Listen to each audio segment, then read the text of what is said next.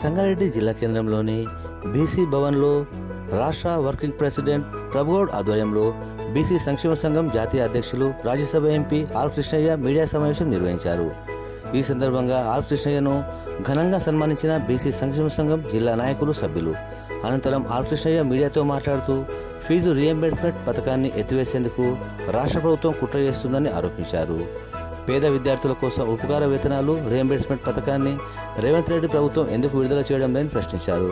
ఈ సమావేశంలో బీసీ సంక్షేమ సంఘం రాష్ట్ర వర్కింగ్ ప్రెసిడెంట్ ప్రభుగౌడ్తో పాటు ప్రధాన కార్యదర్శి గోకుల్ కృష్ణ, రాష్ట్ర ఉపాధ్యక్షులు కిష్టయ్య, జిల్లా అధ్యక్షులు మల్లికార్జున పాటిల్, ప్రధాన కార్యదర్శి రాజేశ్వర స్వామితో పాటు ఇతర సభ్యులు, నాయకులు, మహిళలు పెద్ద సంఖ్యలో పాల్గొన్నారు. అదేవిధంగా ఈరోజు ఈ ధన్యవాదాలు జిల్లా నుంచి తెలియజేస్తా ఉన్నాము. బీసీ సంఘాన్ని నడిపిస్తూ మరి 45-40 ఏళ్ళు మా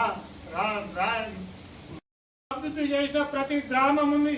సంగారెడ్డి పట్టణంలో ప్రతి గల్లీ మాది. మేము కాంగ్రెస్ పార్టీకి స్వతంత్రం వచ్చిన నాటి నుంచి కూడా నా కుటుంబం కాంగ్రెస్ పార్టీకి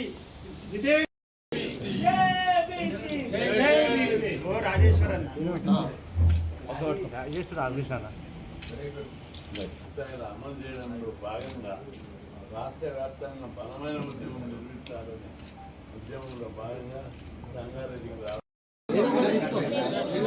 జాతీయ నాయకుడు, బీసీల ఆశ జ్యోతి, రాజ్యసభ సభ్యులు ఆర్ కృష్ణన్న గారు సంగారెడ్డికి రావడం సంగారెడ్డి జిల్లా బీసీలకు ఒక మంచి సందేశాన్ని ఇచ్చి ఈ బీసీ కార్యాలయం నుండి జిల్లాకు, తెలంగాణ ప్రజలకు మంచి సందేశాన్ని ఇచ్చి అన్న పోరాటాల వెంబడి బీసీలందరూ కూడా అడుగులు అడిగేసి ముందుకు పోవడానికి సిద్ధంగా ఉన్నారు.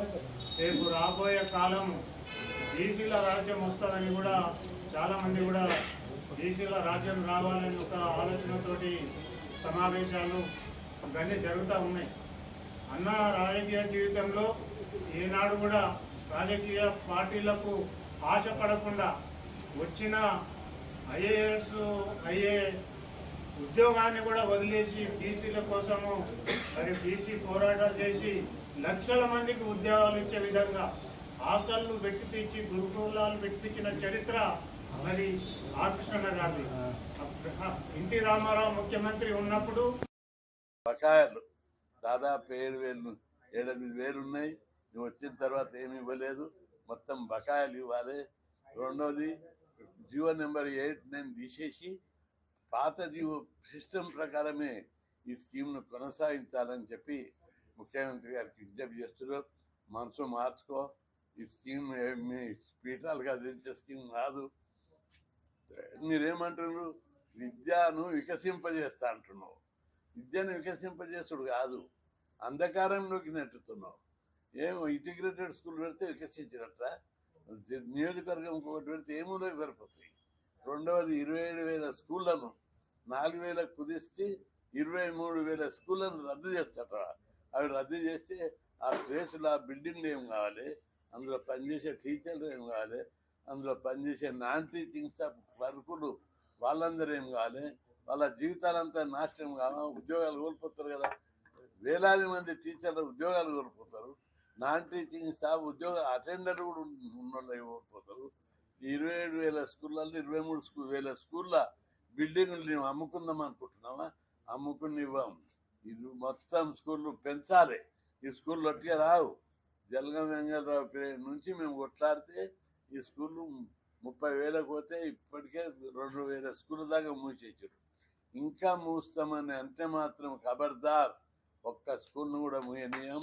ప్రైవేట్ స్కూళ్ళను ఎంకరేజ్ చేస్తాం. అంటే పేద వర్గాలు, పల్లెటూరు ప్రజలు చదువుకోవద్దా? చదువుకుంటే మీకేమవుతుంది బాధ? కాబట్టి ఒక్క స్కూల్ కూడా మూసేసిన ఎట్టి పరిస్థితులు సహించేది లేదు. ముఖ్యమంత్రికి హెచ్చరిస్తున్నాం, మీరు మంచిగా పరిపాలనిస్తారని మేము అనుకున్నాం. కానీ అచిత పక్షపాతం, బంధుప్రీతి, కులతత్వం, ఇవి అన్నిటితో కులతత్వం ఉంటే మంచిదే నీకు. ఏది రెడ్లందరూ వరుసపోయే రెడ్లకి హెల్ప్ చేయి. పేద రెడ్లు ఉన్న తిన్నీక ఊర్లలో ఇబ్బందులు పడుతున్నారు. భూములు లేక, ఆస్తు లేక, పిల్లల పెళ్లిళ్ళు చేయలేక, ఇండ్లు లేక, ఆస్తులు లేక అనేక రెడ్డి కుటుంబాలు వలస పోతున్నారు, కూలినాలు చేసుకుంటున్నారు.